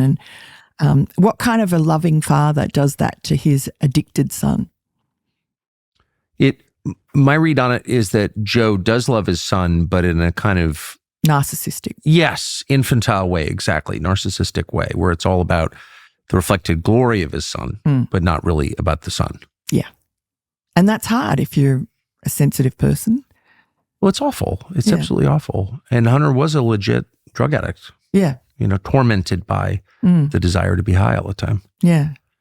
And so what role does Dr. Jill play in all this? Well, she seemed, actually, in one way, I thought she was a bad wife. Like, unlike Nancy Reagan, who was always at her husband's side to make sure that he didn't get humiliated. I couldn't understand why Jill Biden wasn't there with Joe when he was getting lost on stage and just looking like a fool on camera.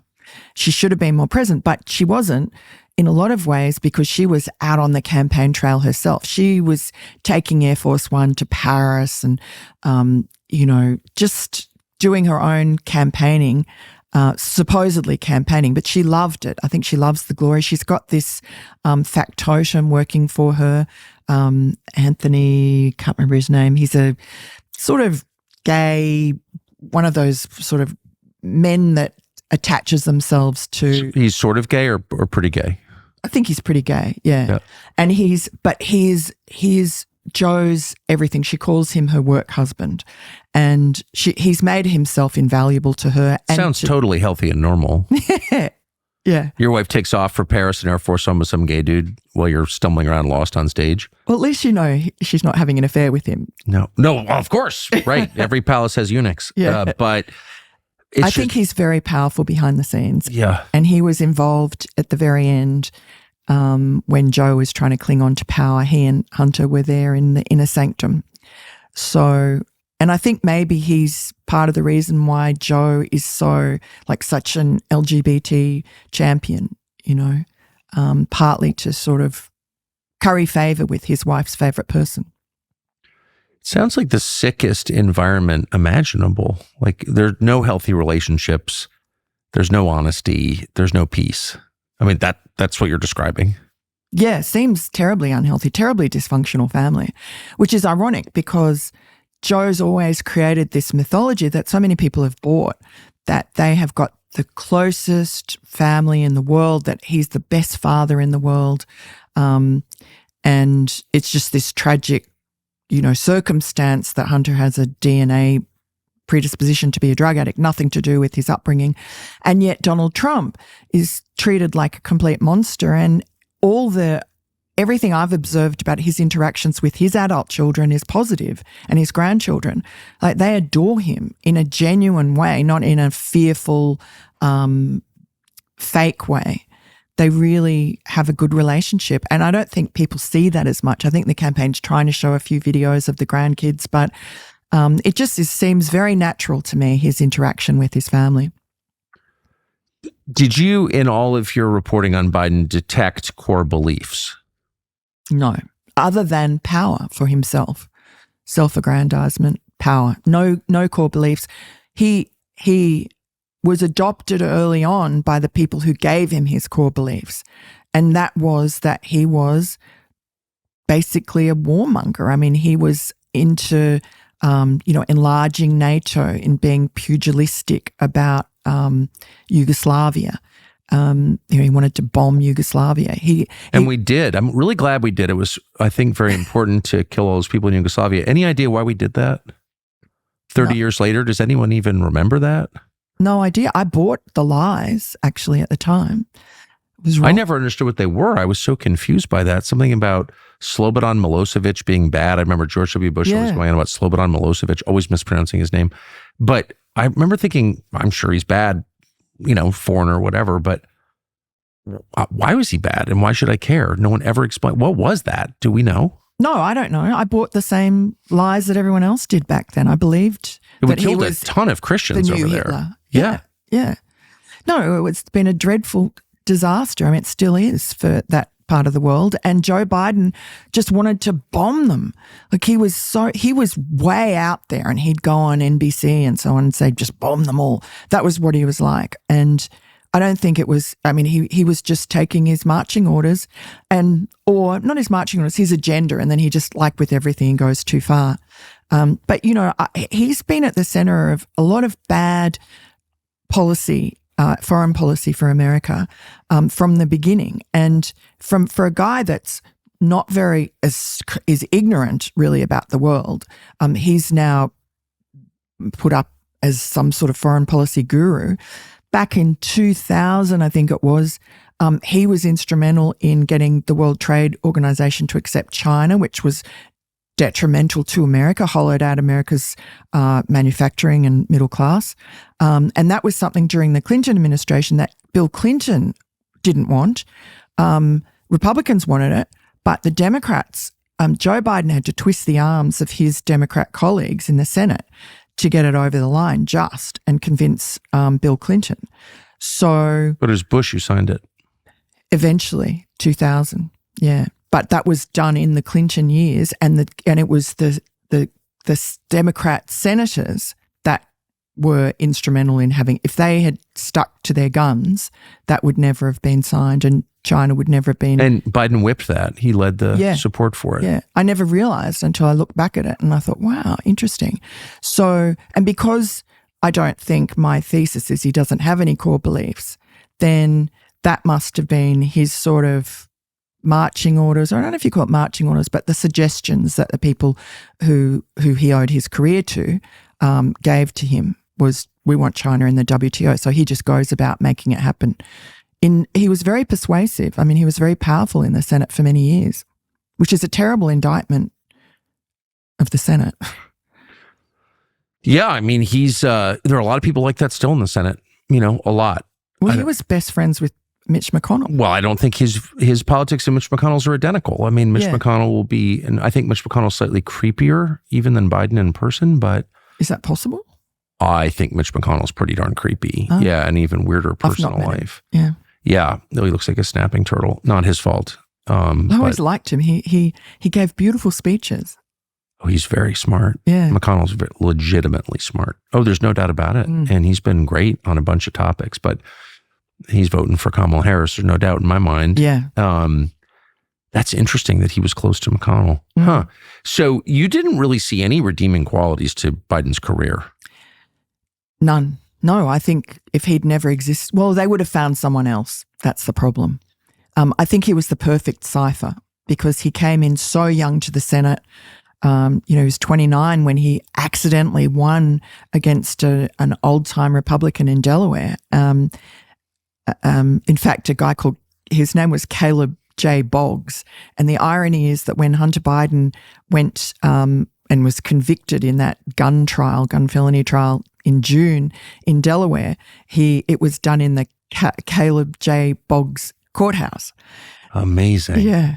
So Boggs was a huge, he was a huge influence in Delaware. So it was really a David versus Goliath operation that Joe Biden just fluked by a few thousand votes. And the story that's told is that he did it because the Teamsters Union staged a strike of the trucks that were taking the newspaper out with Boggs. The final weekend, Boggs had this huge double-page ad slamming Joe for some sort of corrupt dealings, and that was going to damage Joe and maybe would have swung the election. But the Teamsters successfully stopped those trucks with those newspapers going out. It's equivalent of the 2020 just thinking censorship. That exact same thing. Right. So that's the 1972 version of taking the laptop story off social media. Exactly. He's an expert at it. Amazing. Isn't it?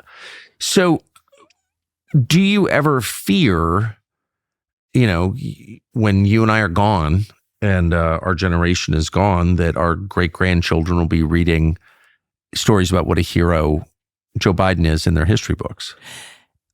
They probably will, because especially I think part of the quid pro quo for him going quietly for Kamala was that he gets a presidential library. And you can imagine the sycophancy that's going to go on in that library about what a great man he is. So I think that, but I think there's enough on the public record, particularly James Comer, who gets trashed a lot because he didn't do enough, they say, in the impeachment inquiry.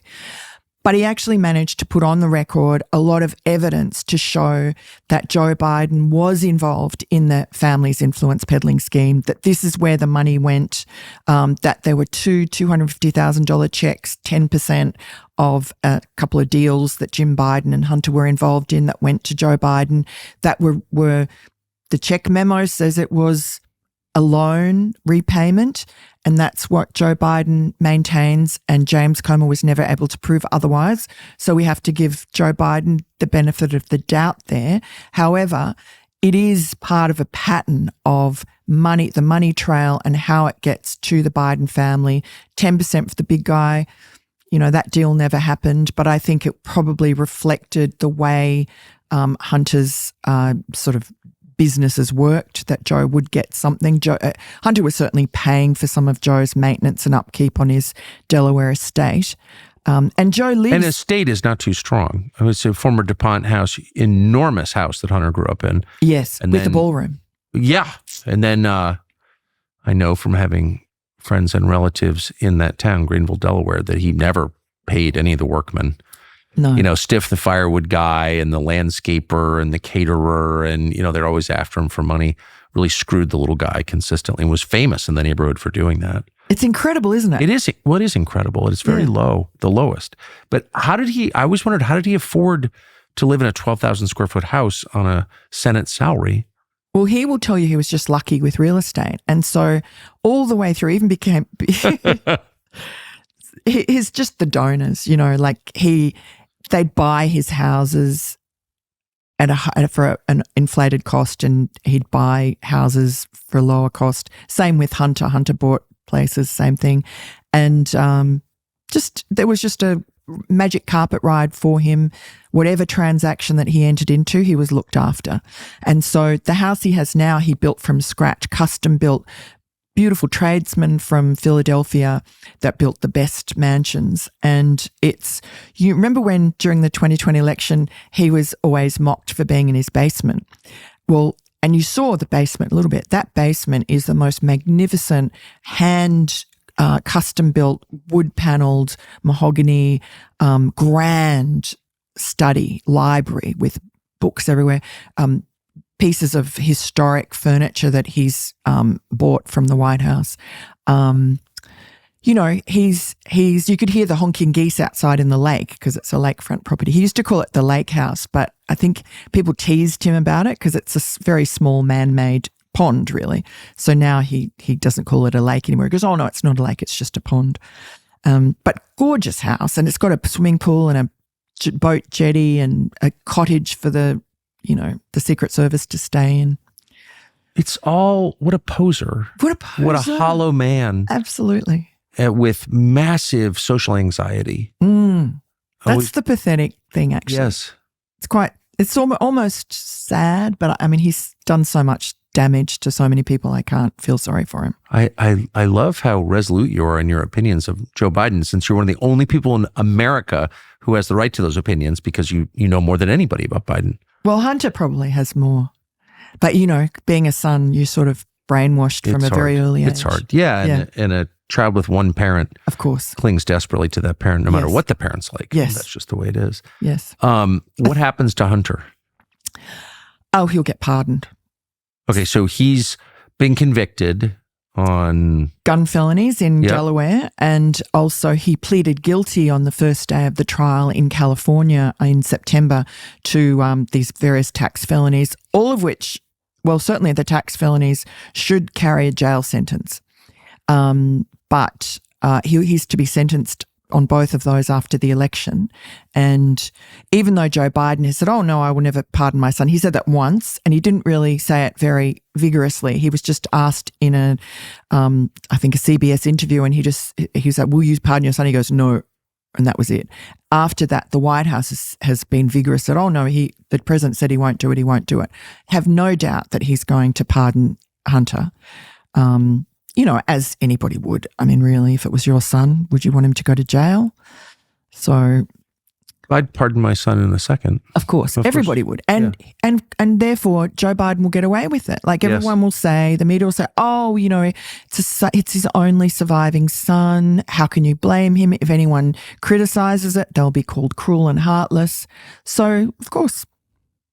So Joe Biden's going to get away with, probably not for eternity will he get away with it, but for the here and now, he's getting away with it. Yeah. But I think his reputation has been damaged, and now people know well, the evidence is there for people to know the truth about Joe Biden, and any honest historian is going to include the fact that he really sold out the country. And you can look at his presidency and his attitude towards China and how he unwound a lot of the Trump era get tough on China policies. Some of them inexplicable. Like, for instance, even Christopher Wray, the FBI director, has complained bitterly about the fact that Biden dismantled this very good program in the universities that was supposed to stop China stealing American intellectual property, spying on our academic institutions. Yeah, and the research universities. Yeah. And I mean, there have been academics that have gone to jail through this program and been busted, and Chinese spy rings have been busted. And for some unknown reason, there was nothing positive for America about dismantling it. Joe Biden quietly dismantled it. It's bizarre. Well, the only way... And it was defensive, not offensive. We were trying to protect ourselves from the theft 100%. of research. And I've asked why, what possible justification is that? And they said, oh, it was racist because it was targeting Chinese. Really? Yeah. It's racist? Yeah.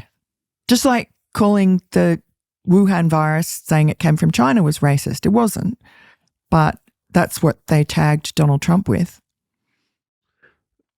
Without getting, again, too sidetracked, but really quickly, it seems like that virus was created in the Wuhan lab in part with U.S. tax dollars? Oh, yes. I mean, I don't know that it was deliberately released at all. I think that was an accident, but 100%.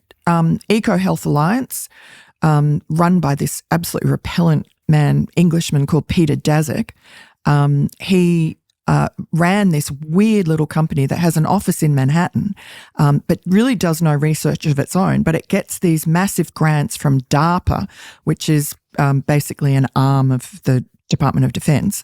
And that's what it lived on. And what he did, Eco Health Alliance, with the help of Anthony Fauci, was bypass the Obama era moratorium on gain of function, that Frankenstein research on viruses.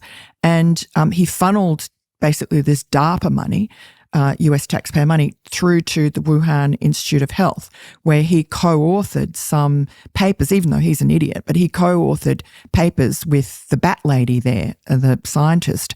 And, all these fantastic whistleblowers who've come out from the scientific community have pinpointed that the work that they did on the viruses, where they used humanized mice to make the virus more lethal to humans, that was all occurring in that lab. And it was a very low security bio lab. Unlike if that kind of research is done in America, it would have been done at a higher level, even though there's still the risk of leakage. But in that Wuhan lab, of course it was going to leak. And so it was just a disaster waiting to happen. And it was done because Anthony Fauci was so antagonistic to the group of scientists who were sounding the alarm about gain-of-function research. Anthony Fauci loves gain-of-function research. He thought that was going to make him immortal, that they were going to find the vaccine for viruses, right? And he, there are photographs of him with Daszak. There are emails that have been uncovered of him with Daszak.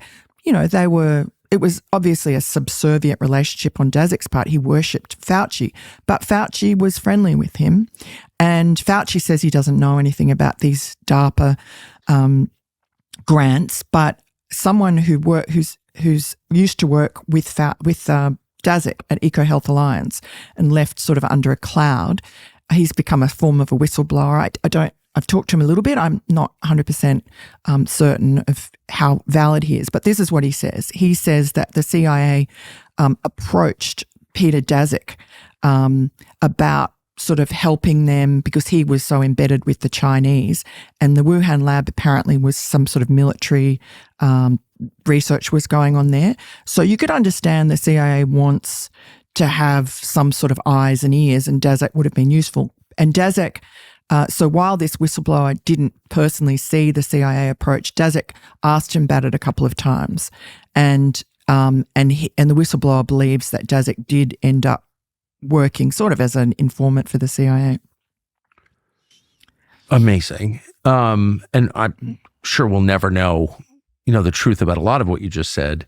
But what we do know, I think conclusively, is that it came from that lab. It was loosed on the world. And as the Biden administration never ceased telling us, millions died. Yeah. So whether it was intentional or I would think, I agree with you, probably more likely it was accidental. Either way, it happened because of something that China did. How come the Biden administration has never pushed China to pay reparations to the United States or any other country for what that virus did? Well, I can only assume it's because they know that they are complicit and that as long as they don't push China too hard, President Xi is not going to say, well, hey, it was your Pentagon money that paid for this research, and it was your Peter Daszak, friend of Anthony Fauci, who encouraged the Bat Lady to do that particular research.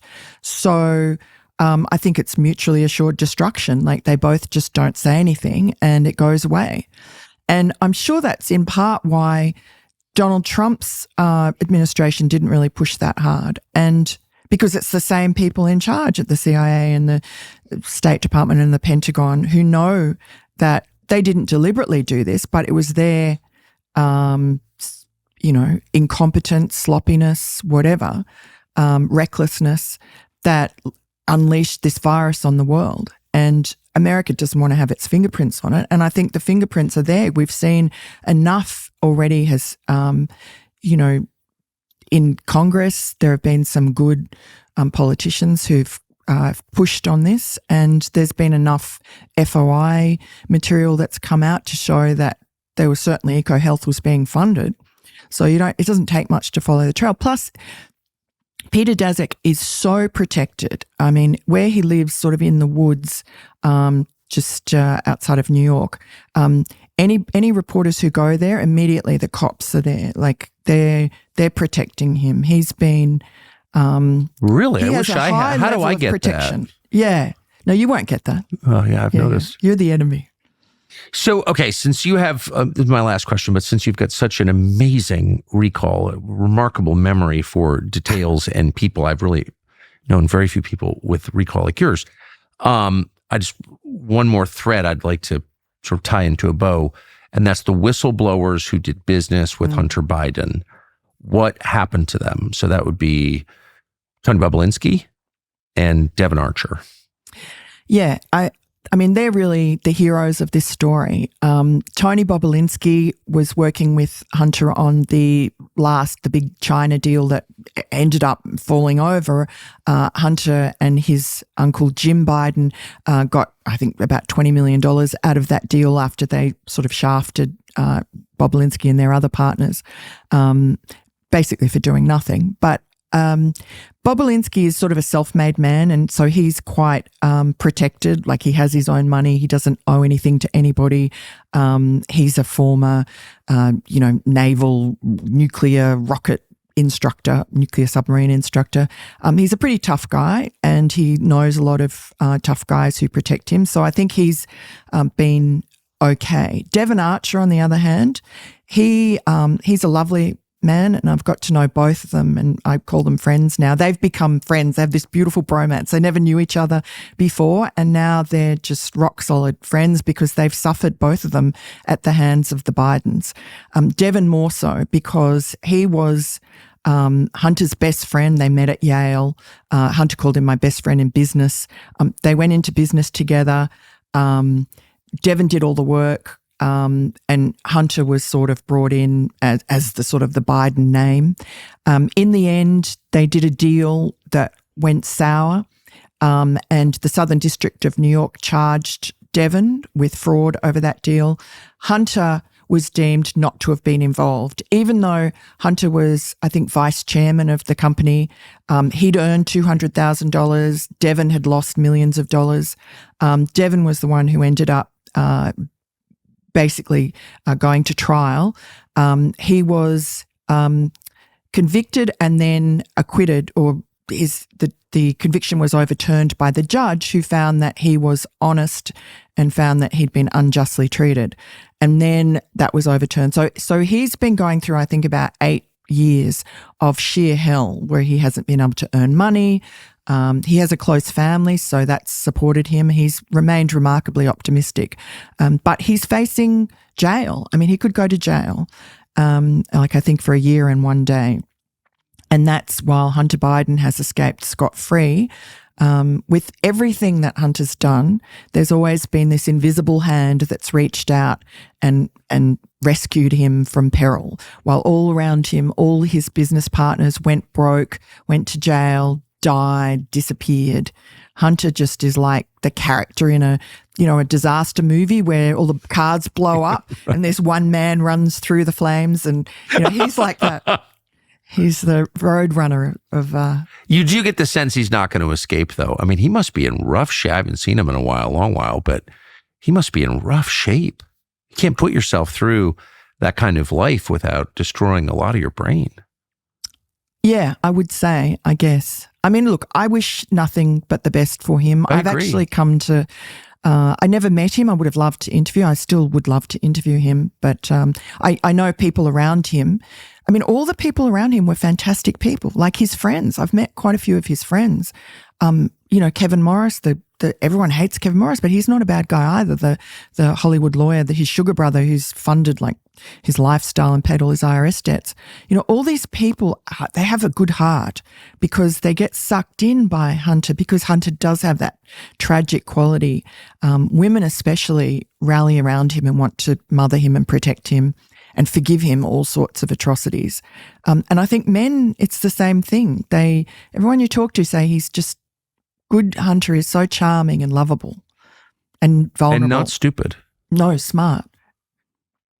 Sad.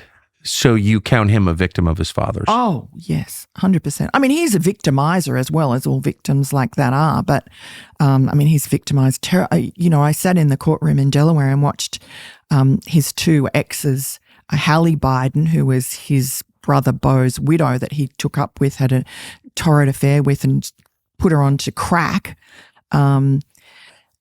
She's pretty broken. His ex-wife Kathleen, who I never met her. I mean, I saw her in court. She looked like a broken woman, really very different from the Kathleen that was in all the photographs. She came across in the laptop in all the writings as a kind of naive, very loving. Like she adored Hunter, absolutely adored him, forgave so much. And then the bitterness that crept in, I mean, it was nothing like what I would be like. She was still quite kind towards him. He did terrible things to her. He betrayed her in the worst way, and it damaged her inside. But she maintained a sort of a civil relationship with him, I guess for the sake of their daughters. And she's a good mother. So he had a knack for finding these great women that looked after him, forgave him. And all destroyed in the end. Yeah, all destroyed. Although Hallie's remarried, so I think she's a survivor. She's remarried a rich guy in Ohio, apparently. So she was looking quite happy, had a huge rock on her hand. So I think she'll be okay. I just want at least one person to come out happy. That's right. Miranda Devine, congrats on the book. Thank you. Thank you so for much. this. It was great to see you. You too. So it turns out that YouTube is suppressing our show. I know. Shocking that in an election year, with everything at stake, Google would be putting its thumb on the scale and preventing you from hearing anything that the people in charge don't want you to hear. But it turns out it's happening. So what can you do about it? Well, we could whine about it. But that's a waste of time. I'm not in charge of Google. Or we could find a way around it, a way that you could actually get information that's true. It's not intentionally deceptive. And the way to do that on YouTube, we think, is to subscribe to our channel. Subscribe, and you'll have a much higher chance of hearing what we say, and we hope you will. One of the things we wanted to do when we left conventional media, television news, was not simply to augment or add to traditional media, but to replace it, because it's so rotten, it's so deceitful, it's so repellent that it needs to be replaced, and we want to be part of what replaces it at TCN. And so to that end, we've produced a lot of news content from a bunch of different countries, but we're also producing long-form content, documentaries. We have 13 separate documentaries coming out between now and right after the election. That would include more episodes of Art of the Surge, which is the account, almost live account, of what it's like behind the scenes on the Trump campaign. Line in the Sand, James O'Keefe's latest documentary on the immigration crisis, where he rides a train with the drug cartels north as they smuggle human beings into the United States. And All the President's Men, which is a 6-part series by our friend Sean Stone on the deep state's war on Donald Trump and the people around Donald Trump. All of that dropping in the next month, and all of it available on TCN. So go to tuckercarlson.com to see 13 new documentaries in the next month and many more to come after that. tuckercarlson.com is where all of it lives and will live going forward.